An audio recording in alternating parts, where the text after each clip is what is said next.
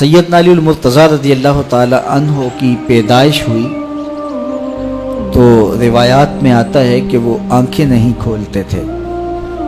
حضور مبارکباد دینے گئے اور اپنے بھائی کو دیکھنے گئے تو ان کی والدہ حضرت فاطمہ بنت اسد رضی اللہ تعالی عنہا نے کہا بیٹا پیدا تو ہوا ہے لیکن پریشانی یہ ہے کہ آنکھیں نہیں کھولتا۔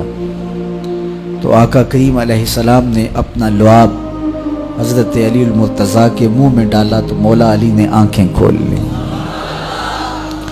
گویا سیدنا علی المرتضیٰ رضی اللہ تعالی عنہ نے آنکھیں کھولی تو پہلا جلوہ رخ والضحیٰ کا دیکھا،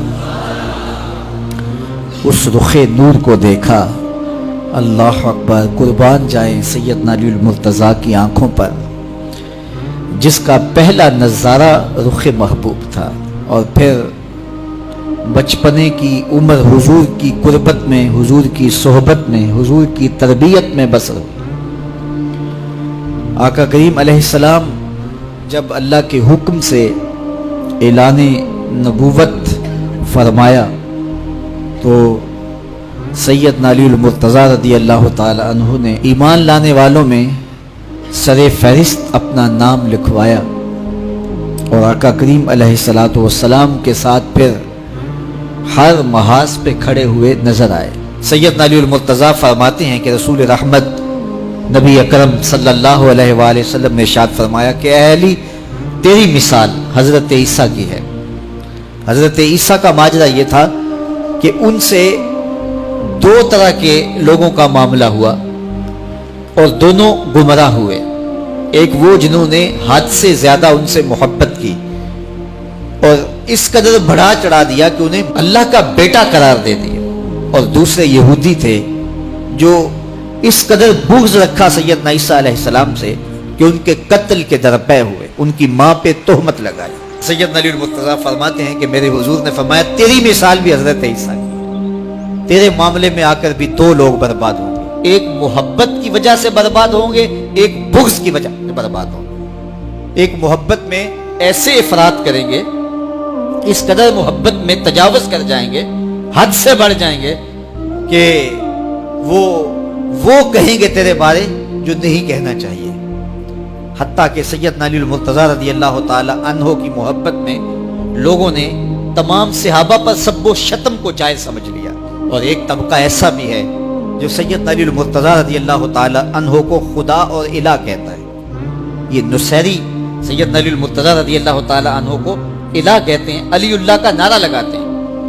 ایک طبقہ محبت میں تجاوز کر کے اس قدر جو ہے وہ سیدنا علی المرتضیٰ کے بارے میں اعتقاد قائم کرتا ہے کہ وہ گمراہی کے گڑھے میں جا گرا، اور ایک طبقہ وہ ہوگا جو تیرے ساتھ بغض رکھ کے برباد ہوگا۔ سیدنا علی المرتضیٰ رضی اللہ تعالیٰ عنہ کا نام بھی گوارا نہیں ہوگا۔ سیدنا علی المرتضیٰ کا نام لیا جائے تو طبیعت میں بے چینی اور اضطراب پھیل جائے گا۔